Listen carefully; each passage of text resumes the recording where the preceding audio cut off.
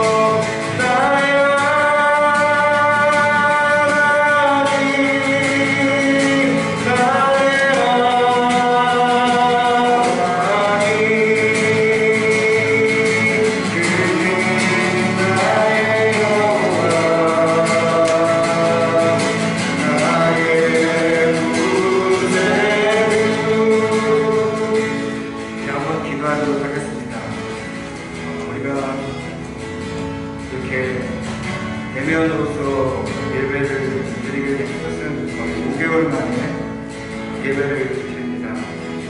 물론 각자의 가정에서 또 일터에서 하나님과 함께하는 시간들을 가지셨겠지만 이 시간 하나님 세상에서 첫날보다 주의 성전에서 하나를 살게 해달라고 했던 시편의 그 고백처럼, 시인의 고백처럼 하나님 우리가 주의 성전에 모여 예배드릴 수 있게 해주셔서 감사합니다. 하나님 찬양할 수 있게 해주셔서 감사합니다. 우리의 삶의 정체성이 하나님 당신의 성전 안에 있음을 기억하게 하시고 이 시간 하나님 앞에 예배드리는 저희들 아버지 하나님의 그 영적인 이 놀라운 축복이 채워지는 시간이 되게 해주시고 하나님 우리의 마음속에 아버지 하나님 그동안 공허했던 것들이 이 시간 성령 하나님으로 인하여 온전히 채워지는 놀라운 축복의 시간이 되게 해달라고 나의 산성이시고 나의 반석이시고 나의 피할 다이신 그 하나님 앞에 이 시간 같이 오늘 예배를 위해서 우리 자신을 위해서 함께 기도하도록 하겠습니다. 하나님 정으로 이 시간 주님 앞에 아버지 하나님 우리가 함께 모여 예배드릴 수 있게 해주셔서 감사합니다. 아버지 하나님 우리가 참으로 5개월 만에 이렇게 아버지 하나님 주의 성전에 모여 예배드립니다. 하나님 주의 성전에서 아버지 한 날이 세상에서 첫날보다 더 높게 자라고 고백했던 시민의 고백처럼 하나님 우리가 그동안 모일 수 없어서 각자의 처소에서 아버지 하나님 예배드리다가 오늘 이렇게 주님 성전에 모여 함께 예배드립니다. 나의 산성이시고 나의 반성이시고 나의 귀한 자 되시는 하나님 앞에 하나님 우리가 찬양하고 예배하는 이 시간 아버지 우리의 마음을 주님께서 축복하여 주시고 우리 안에 아버지의 공허한 모든 것들을 주님께서 아버지의 성령 하나님으로 채워주시사 아버지 하나님의 특별하심을 경험하는 시간 되게 하옵소서 주의 인지함을 경험할 수 있게 도와주옵소서 아버지의 사랑과 아버지의 인자와 하나님의 역사심을 경험하는 은혜가 되게 하옵소서 아버지 하나님의 예배를 주님이 축복하여 주시사 한 사람 한 사람들이 하나님 앞에서 가까워지는 시간이 되게 하시고 하나님과 영적인 교제의 시간이 가까워지는 아버지 동행의 시간이 되게 수 있도록 도와주옵소서 그래서 아버지 하나님 당신께서 우리의 생명에 아버지 우리의 구원의 뿌리 되심을 고백할 수 있는 은혜의 시간이 되기를 소망합니다. 이 예배 가운데 함께 하옵소서 성령 하나님 아버지의 순간순간 아버지 모든 순서 가운데 역사하셔서 그 명예가 흘러가게 도와주시고 우리 하나님만이 홀로 영광받아주는 귀한 시간 되게 하옵소서 주께서 역사해 주시기 바랍니다.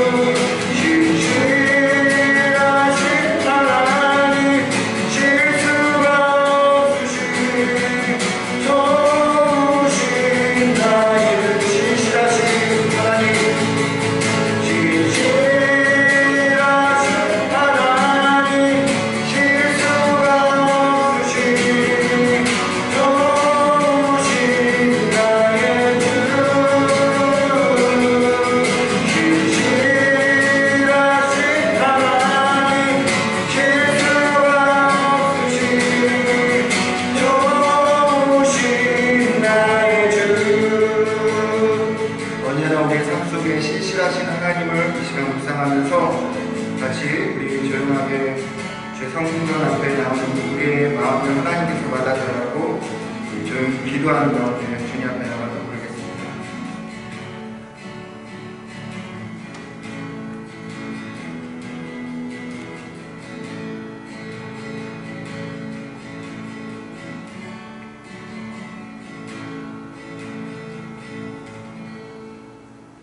내가 산을 향하여 눈을 들리라.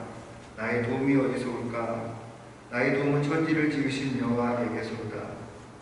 여호와께서 너를 실족하지 아니하게 하시며 너를 지키는 이가 졸지 아니하시리로다. 이스라엘을 지키시는 이는 졸지도 아니하시고 주무시지도 아니하시리로다. 여호와는 너를 지키시는 이시라. 여호와께서 내 오른쪽에서 내 근육이 되시나니 낮에 해가 너를 상하게 하지 아니하며 밤의 달도 너를 해치지 아니하리로다. 여호와께서 너를 지켜 모든 환난을 면하게 하시며 또 내 영혼을 지키시리로다. 여호와께서 너희 출입을 지금부터 영혼까지 지키시리로다. 아멘.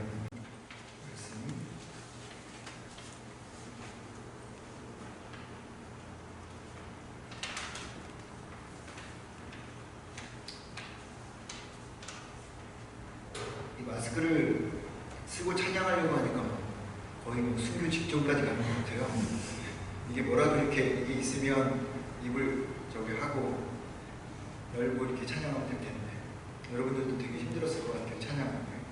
그래서 보고 상황을 보고 찬양 그냥 생략하고 그냥 예배만 드릴 수 있는 상황이 되면 또 그렇게라도 하도록 하겠습니다.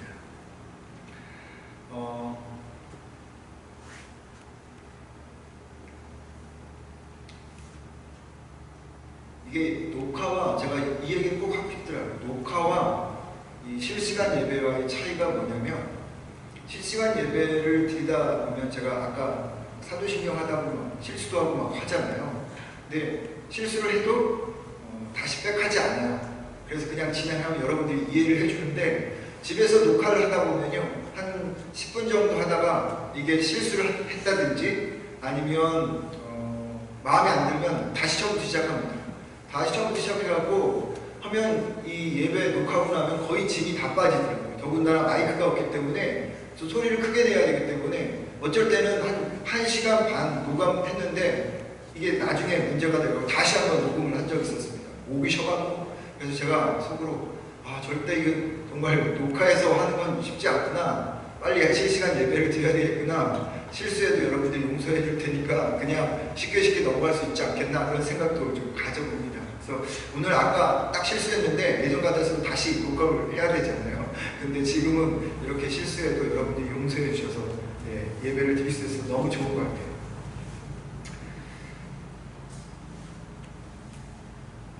마태복음 7장 24절부터 29절까지 이 말씀을 가지고 지혜로운 사람, 어리석은 사람이라는 제목으로 좀 말씀을 나눠보도록 하겠습니다.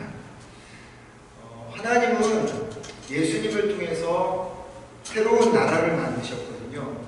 그 나라라고 하는 것은 예수님을 하나님의 아들, 구세주로 메시아로 고백한 사람들로 이루어진 나라였습니다.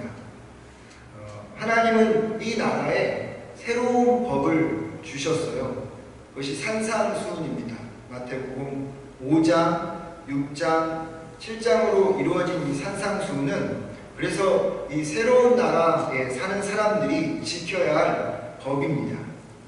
그래서 여러분 18절 말씀을 보면 무리들이 예수님의 가르침을 듣고 놀랐다 이렇게 표현하죠. 왜 놀랐을까요?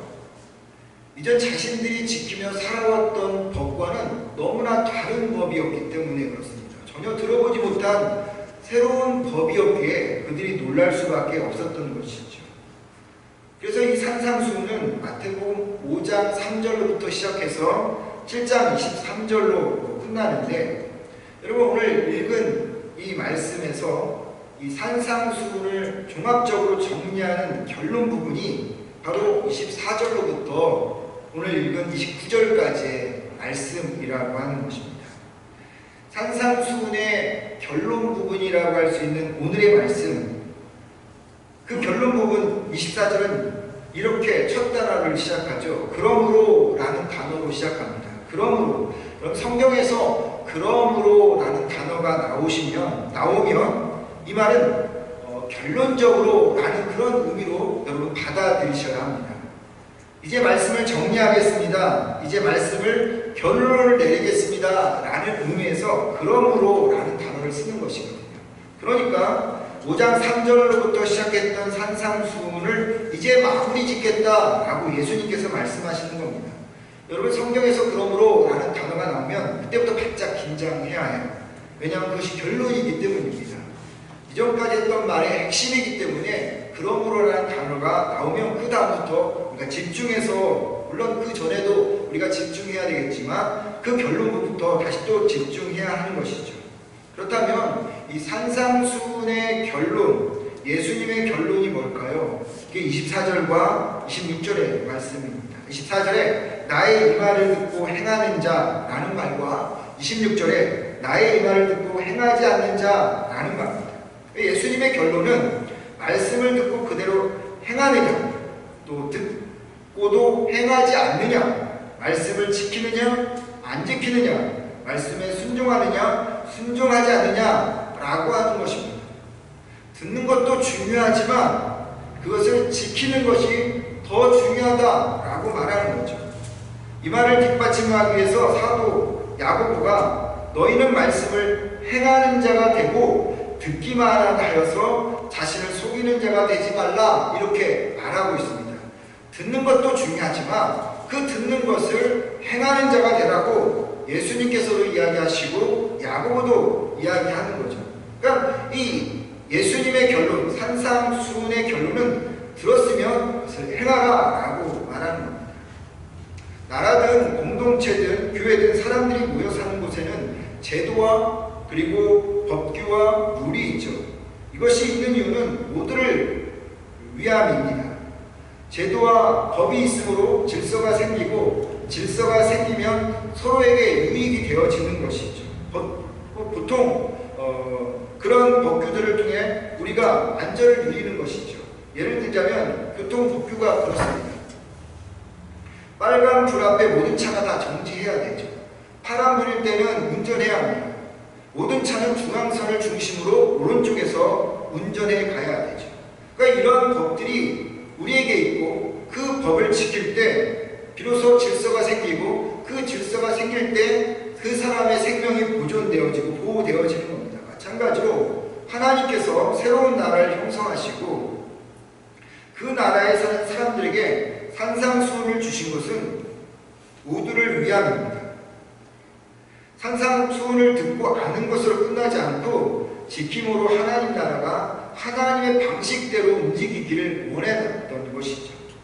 그래서 이 법을 지킬 때 하나님 나라는 우리에게 더 아름다워지고 행복해지고 그리고 풍성한 나라가 되는 것입니다. 그렇지 않고 내 방식대로 내가 살아온 그런 가치관대로 내 마음대로 살아가면 혼란이 야기되어지고 혼란이 야기되어지면 결국 하나님 나라가 내 안에서 균열이 생기고 무너지게 되어진다라고 하는 겁니다.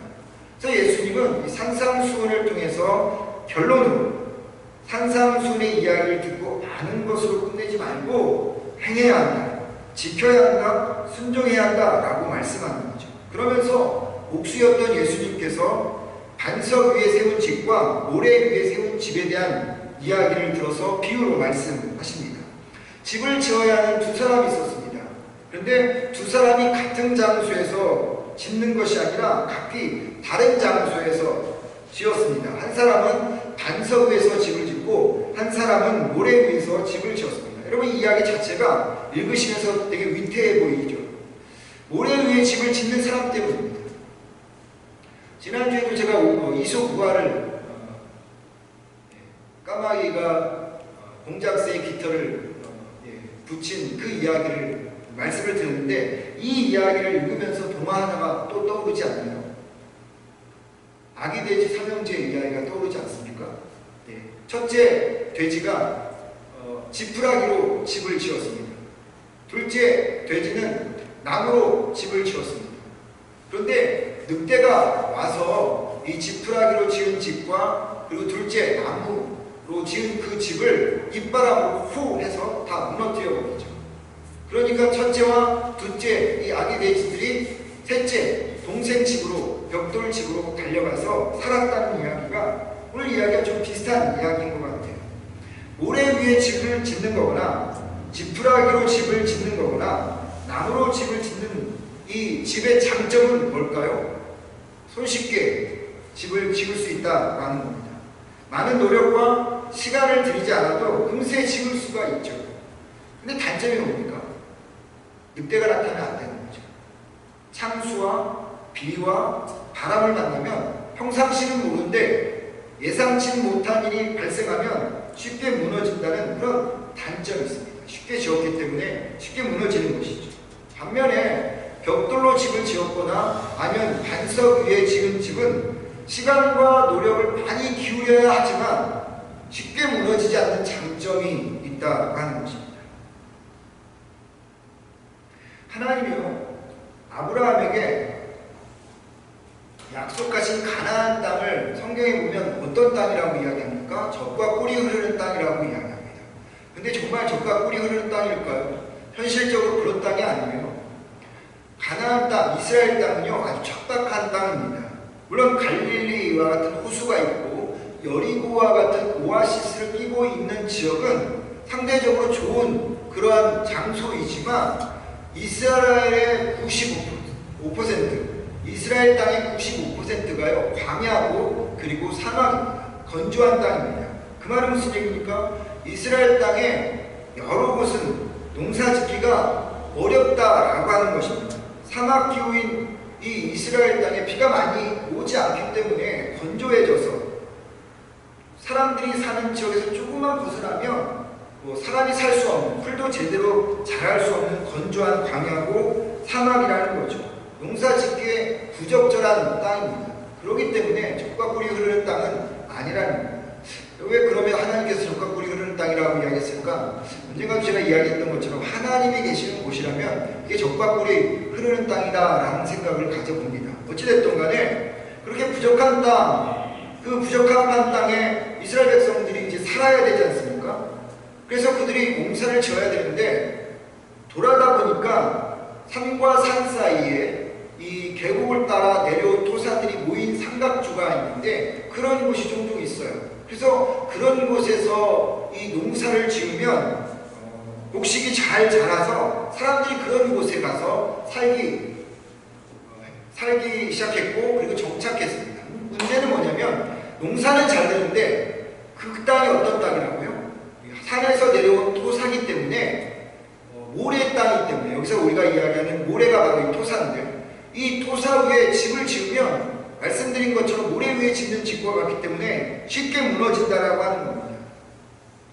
많은 노력이 필요 없이 그냥 쉽게 지을 수는 있지만 집안이 약해서 쉽게 무너질 수 있는 그런 곳이에요. 그렇다고 반석을 찾아서 바깥으로 나가 살 수가 없는 겁니다.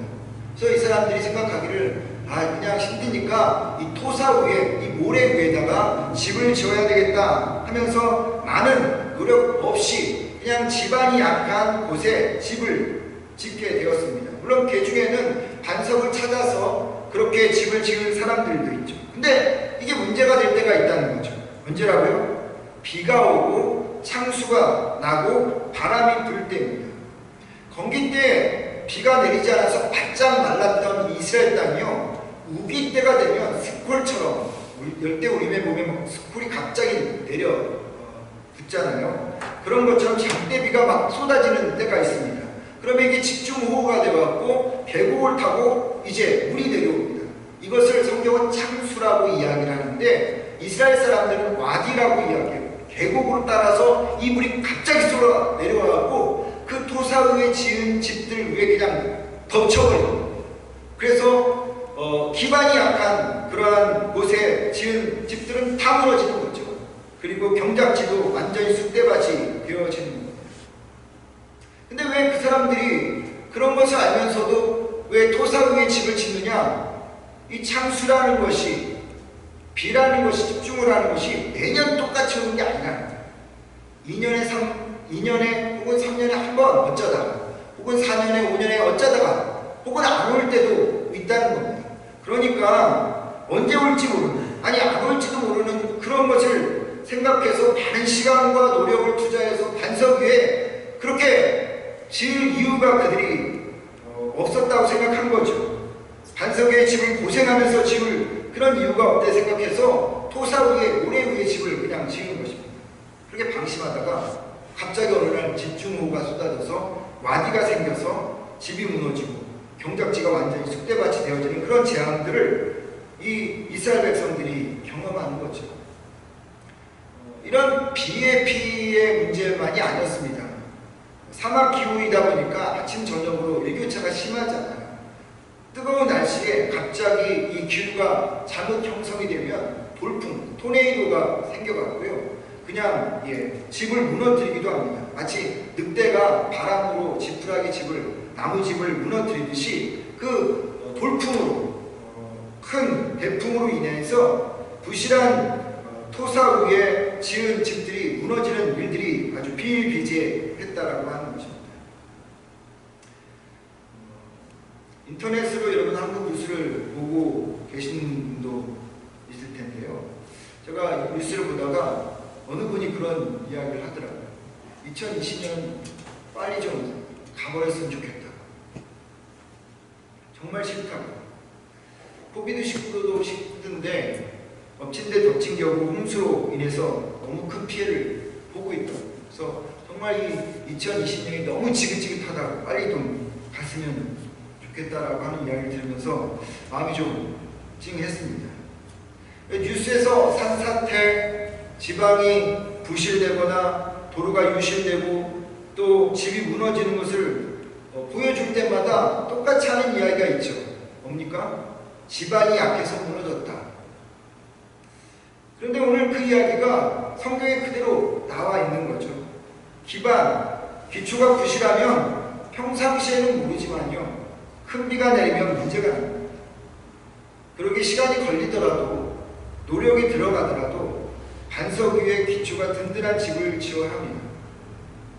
왜냐하면 창수가 나지 않고 광풍이 불지 않고 또 늑대와 그러한 여러 가지 일들이 지금 일어나지 않을지라도 언젠가는 갑자기 일어날 수 있기 때문이라는 것입니다. 우리의 인생이 그렇죠. 우리 인생은 그러니까 늑대를 안 만날 수도 있어요.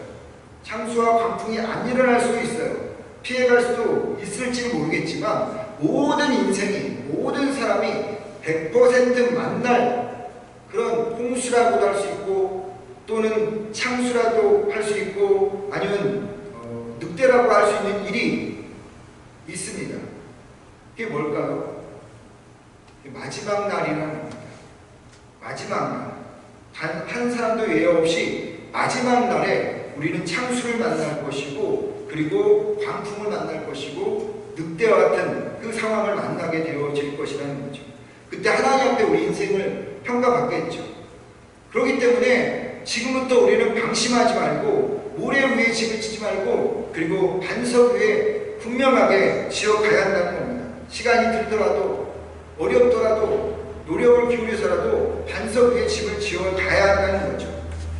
그러면 반석 위에 집을 짓는다는 것이 뭘까요? 두 가지입니다. 첫 번째, 앞서 말씀드린 것처럼 듣고 아는 것으로 끝나는 것이 아니라 지켜 행하는 것입니다. 예수님이 말한 반석이란 여러분 뭘까요? 하나님의 말씀입니다. 말씀 위에 주초, 즉 나의 인생을 여러분 세워 나가야 하는 것입니다. 말씀을 듣고 알고 입으로 고백하는 것으로 끝나는 것이 아니라 말씀을 지키고 행하는 것, 그것이 반석 위에 집을 지어 나가는 것이죠. 야고보 사도가 이렇게 말하죠. 영혼 없는 몸이 죽은 것 같이 행함이 없는 믿음은 죽은 것이니라. 참 믿음과 참 신앙은 행함으로 증명되어야 된다라고 말씀을 드렸습니다. 예수님이 탄생할 때요, 동방에서 박사들이 왔어요. 아시죠? 헤롯에게 물어봅니다. 유대인의 왕이 어디서 태어납니까? 그랬더니 당황한 헤롯 왕이 당시 대제사장들과 율법학자들을 불러 모읍니다. 그리고 그들에게 물어봅니다. 야, 동방에서 온 박사들이 유대의 왕이 태어났다는데 어디서 태어났느냐? 그랬더니 이 대제사장들과 율법학자들이 정확하게 이야기합니다. 유대 베들레헴에서 태어납니다. 그들은 구약에서의 모든 이야기를 다 알고 있는 사람들이었습니다. 그래서 유대인의 왕 메시아가 유대 베들레헴에서 태어난다는 것을 다 알고 있었어요.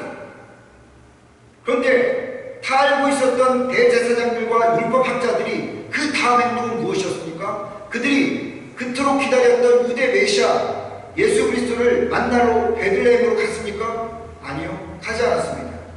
그들이 메시아가 어디에 태어났는지 몰라서가 못 간 것이 아니라 말씀을 따라 행동하지 않고 그들은 가지 않았다는 것입니다. 그것이 예수님 당시의 사람들의 모습이었어요. 산상수훈을 마칠 때 군중들을 놀랐는데 그것은 율법학자들과 달랐기 때문입니다. 왜 놀랐을까요? 예수님에게는 삶이 있었지만 율법학자들과 종교 지도자들에게는 삶이 없었기 때문입니다. 우리의 신앙의 문제는 뭐냐? 하나님 말씀을 몰라서가 아니라는 것입니다. 어디에 무슨 말씀이 있고 어떤 의미 있고 입으로도 고백하죠. 그러나 그 말씀이 늑대를 만나고 홍수를 만나고 바람을 만날 때 힘이 되지 못하는 것은 그 말씀을 행하지 않기 때문이다 라고 하는 것입니다. 반석의 집을 짓는 것은 하나님 말씀을 듣고 행하고 실천하고 살아가는 것입니다. 하나님 나라의 법인 산상수를 듣고 알았다면 그 법을 따라 살아가는 것이 반석 위에 집을 짓는 것입니다. 그런데 우리가 그 법을 따르지 않는 이유는 그 법에 우리의 가치를 두지 않기 때문인 거죠. 우선순위를 두지 않기 때문입니다. 말씀이 나의 삶의 최고의 우선순위가 아니고 그리고 최고의 가치가 아니기 때문에 그 법을 뒤로 미루는 것입니다. 지키지 않는 것입니다. 그럼 성도는 어떤 존재인가요? 말씀 위에 우리의 인생을 세워가는 자들입니다. 말씀의 기준을 둔다는 것은 말씀을 듣고 그대로 살아가려는 사람들, 말씀에 순종하려는 사람들, 100% 하나님 말씀을 지킬 수는 없지만 그렇게 살아보려고 노력하고 분투하는 사람들을 말하는 것입니다. 성도는 어떤 사람들입니까? 머리와 이성이 아닌 마음과 영으로 살아가는 사람들입니다. 마음과 영으로 살아간다는 것은 반석 위에 집을 짓는다는 것이에요. 성경은 이들을 말하여서 하늘 위의 사람들이라고 이야기합니다. 자신의 생각대로, 자신의 가치대로 자기의 머리와 이성을 믿지 않고 하나님의 법을 따라서, 하나님의 룰을 따라서 그 말씀을 지키고 그리고 노력하고 시간을 들여서 순종하며 살아가는 사람들을 말하는 것입니다. 그래서 팔복을 살아가는 것이죠. 소금과 빛으로 살아가는 것이고 또 거짓 맹세하지 않고 분노하지 않고 원수를 사랑하고 구제하고 외식하지 않고 비판하지 않고 좁은 문으로 들어가며 참 선지자로 살아가려고 하는 자들입니다. 힘들지만 그것을 지켜 행하려고 노력하고 살아가는 사람들입니다. 예수님은 이들을 반석 위에 지혜로운 사람이라고 이야기합니다. 바라기는 여러분, 우리가 말씀을 듣는 것으로 끝나지 않고 아는 것으로 끝나지 않고 지켜 행함으로 인하여서 반석 위에 짓는 지혜로운 사람, 그런 사람들 되어 하나님 나라 우리 안에서 새롭게 형성이 되어지고 그 하나님 나라 이 땅에서 살아가는 여러분과 제가 되기를 주의 이름으로 축원을 드립니다. 두 번째로는요, 반석 위에 집을 짓는다는 것은 예수 그리스도 위에 집을 짓는다는 것과 같은, 전에도 제가 한번 말씀드린 것 같아요. 제 경험은 인데요, 죄송합니다. 제 경험에 대한 이야기를 해보는 건데, 제가 어린 시절 서울에 살았었는데요, 방학만 되면 그 시골에 홀로 사시는 할머니 댁에 이제 형님들과 동생과 함께 가곤 했습니다. 초등학교 때인데요, 어느 여름방학 때였습니다. 근데 유달리 비가 많이 왔어요. 저희 할머니 댁은 마을에서 한 300~400m 떨어진 곳에 산 그 자락에 있었거든요. 홀로 딱 한 채만 있었습니다. 잘 지었어요. 다른 집 그런 이제 조금 오래된 집이었는데 할머니가 좀 정성 들여서 집을 산 밑에다 지었어요. 지금도 생생해요. 그날 비가 많이 오던 주일이었습니다. 그 당시 때 제가 교회를 안 다녔기 때문에 할머니랑 같이 형들과 같이 그 주일날 텔레비를 보고 있었습니다. 할머니 나갔어요. 그때 여러분 잘 아시지만 변웅전 아나운서가 진행하는 영남 운동회를 보고 있었습니다. 영남운동회를 열심히 보고 있었는데 갑자기 바깥에서 할머니가 다급한 소리가 막 들리는 거예요. 그래서 저는 그냥 뭐 열심히 그 영남운동회 재밌어서 보고 있었는데 형님이 뛰쳐나갔어요. 바깥으로 나갔는데 형님도 역시 막 소리를 막 지르는 거예요. 다급한 소리로 막 저희를 부르는 거예요. 그래서 나갔어요. 동생과 함께. 그런데 산에서 쓸려내오는 산사태가 저희 집을 중심으로 해갖고 막 내려오고 있었고, 그리고 그 안에 할머니가 산사태에 쓸려가고 있었어요. 그 형님이 가서 할머니를 붙잡는데 혼자는 못 배우는 거예요. 그 토사가 막 할머니를 쓸어 내려가고, 그 밑에는 완전히 농지였고 산에서 이렇게 막 내려오는 거예요. 그래서 동생과 저와 또 형님과 함께 가서 형 붙잡고 할머니를 정말 어렵게 끄집어내서 그 빗줄이 다 맞고 옆으로 이제 피했습니다. 근데 나중에 알게 되었는데 그 산 뒤쪽에 이 땅굴들, 뱀 잡는 땅굴들이요, 뱀 잡는다고 열심히 땅을 파갖고 집안이 약해진 거였어요. 근데 그게 비가 정말 많이 오면서 그게 토사가 쓸려 내려오는 것입니다. 보통 산사태가 그렇게 났으면요, 저희 집이 완전히 매몰되었어야 될 상황이었거든요. 나중에 보니까 뭐 거의 폐허가 된 상황이었는데, 어찌됐든 저희 집이 그대로 있었어요. 보존이 되었고. 그래서 어떻게 우리 집이 산사태에 쓸리지 않고 매몰되지 않고 있었을까 하고 나중에 확인해 보니까요, 저희 집 바로 뒤에 할머니가 지은 시멘트 장독대가 있었어요. 이 시멘트 장독대에 산사태에서 쓸려내는 토사가 걸리면서 양 갈래로 이걸 치고 내려와야 되는데 못 치고 내려오니까 양 갈래로 이 토사가 쓸려내갖고 할머니가 이쪽에서 쓸려갔어요. 저희가 잡고 나중에 약한 데로 해서 올라갔거든요. 그러니까 이 장독대가, 시멘트 장독대가 저희를 막아놓은 거예요. 근데 이미 몇 시간 전부터 저희는 그냥 주일날 방 안에서 텔만 보고 있었지 산에서 쓸려 내려오는 산사태가 일어난 줄 모르고 있었던 거예요. 계속 오고 있었는데 이제 할머니가 나갔다가 그 상황을 보고 이제 그렇게 된 것이죠. 쉽게 말하면 장독대가 우리의 생명의 은인이었어요. 만약에 그 시멘트 장독대가 견뎌내지 못하면 완전히 저희 집 다 토사에 매몰되고 저희 형제들이나 할 것 없이 다 죽었을지도 모르겠습니다. 여러분, 이 장독대를 제가 그때 생각하면서, 시멘트로 만드는 장독대를 생각하면서 문득 누가 떠올랐을까요? 예수님이 떠올랐어요. 늑대가 나타나고 창수와 비바람이 불 때, 산사태와 같은 일들이 벌어질 때 우리 삶을 지탱해주는, 우리 삶을 막아주는 반석이 있다. 그 반석이 누구라고요? 예수님입니다. 바울이 이렇게 이야기합니다. 고린도전서 10장 4절에 이 같은 신령한 음료를 마셨으니 이는 그들을 따르는 신령한 반석으로부터 마셨음에 그 반석은 곧 그리스도시라. 예수님께서 베드로의 신앙을 고백을 듣고 나서 베드로에게 이렇게 이야기합니다. 내가 이 반석 위에 내 교회를 세우리니 음부의 권세가 이기지 못할 것이라. 바울과 예수님이 말한 반석, 그분이 곧 예수 그리스도라고 하는 것입니다. 그분이 우리를 막아 세상으로부터 보호해주고 계시다라고 하는 거죠. 그 반석 위에 집을 지을 때 늑대가 나타나더라도, 창수가 벌어지더라도, 비와 바람이 불지라도 끄떡없이 우리가 견뎌낼 수 있다라고 하는 겁니다. 예수 그리스도가 반석입니다. 그분은 산사태를 온몸으로 막아낸 장독대처럼 갑자기 나타날 늑대와 창수와 바람으로부터, 그리고 우리의 마지막 날에 우리의 온몸을 지켜내시고 또 지켜주실 분입니다.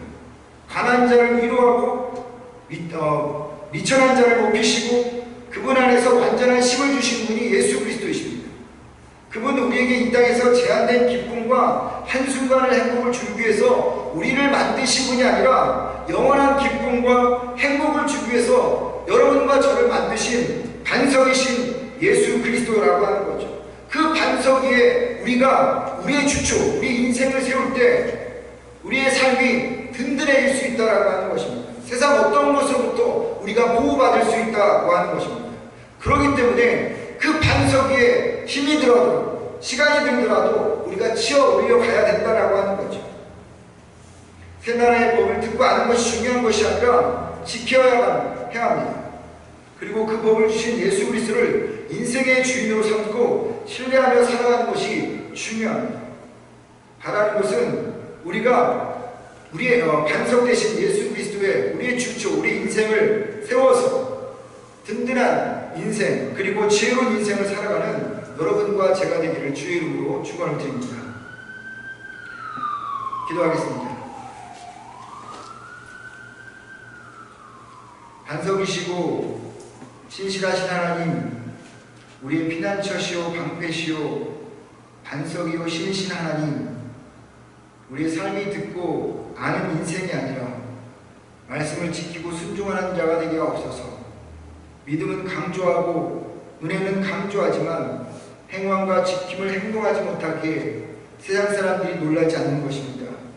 그 믿음과 은혜의 행함이 없으므로 어느 순간 믿음과 은혜가 값싼 믿음이 되었고 값싼 은혜가 되어버렸습니다. 지키놓고 높은 권세를 버리고 이 땅에 말씀을 행하시고 지키게 오신 예수님, 당신께서 우리에게 주신 새로운 법을 우리가 알고 듣는 것으로 머물지 않게 하옵소서. 이 주간 세상의 참수와 대풍을 온몸으로 막아주시는 반석이신 생명의 은이신 예수님을 주인으로 삼아서 우리의 삶에 꽃이 피고 열매를 맺게 하여 주시옵소서. 나의 반석이신 신실하신 예수 그리스도의 이름으로 기도드립니다. 아멘.